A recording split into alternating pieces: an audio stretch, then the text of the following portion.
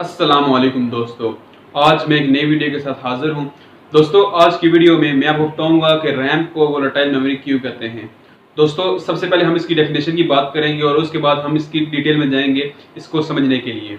दोस्तों, सबसे पहले हम इसकी डेफिनेशन की बात करते हैं इंग्लिश में। It loses all of its content when computer turn off.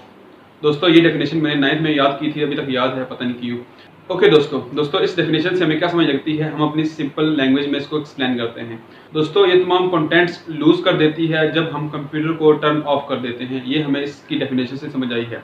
दोस्तों, अब मैं आपको इसकी एग्जांपल देता हूं जिससे आप इसकी डिटेल में समझ जाएंगे। दोस्तों, अगर आप कोई वीएलसी पे कोई म्यूजिक सुन रहे हैं और साथ में आप कोई गेम खेल रहे हैं, अब दोस्तों आप दोनों काम एट अ टाइम कर रहे हैं, अचानक से क्या होता है कि आपका कंप्यूटर किसी तरीके से बंद हो जाता है। दोस्तों, जब आप दोबारा कंप्यूटर ऑन करेंगे तो पहले विंडो लोड होगी रैम में, और उसके बाद जब आप उस म्यूजिक पे आएंगे तो आपको म्यूजिक दोबारा से शुरू से प्ले करना पड़ेगा, और वो जो गेम आप खेल रहे थे वो आप दोबारा से उसको प्ले करना पड़ेगा, वहीं से वो स्टार्ट नहीं होगी। क्योंकि क्या होता है, जब आपका कंप्यूटर बंद हो जाता है तो जो रैम होती है वो तमाम चीज़ें उड़ा देती है, वोलेटाइल कर देती है, ख़त्म कर देती है, जला देती है। तो आप जो रैम होती है, जब आपका कंप्यूटर बंद होता है तो वो खाली रहती है। जब आपने कंप्यूटर बंद कर दिया या वो ऑटोमेटिकली बंद हो गया तो आपकी रैम बिल्कुल खाली रहेगी, उसमें कोई भी चीज़ पड़ी नहीं रहेगी। इस वजह से इस रैम को हम वोलेटाइल मेमोरी कहते हैं।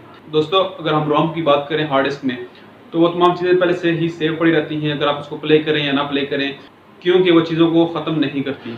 तो दोस्तों, ये था डिफरेंस, रैम को वोलेटाइल मेमोरी क्यों कहते हैं। तो दोस्तों, मैं उम्मीद करता हूँ कि आज की वीडियो आपको पसंद आई होगी। तब तक के लिए एक नई वीडियो के साथ मिलते हैं। अपना ख्याल रखिए। Thank you. अल्लाह हाफिज़।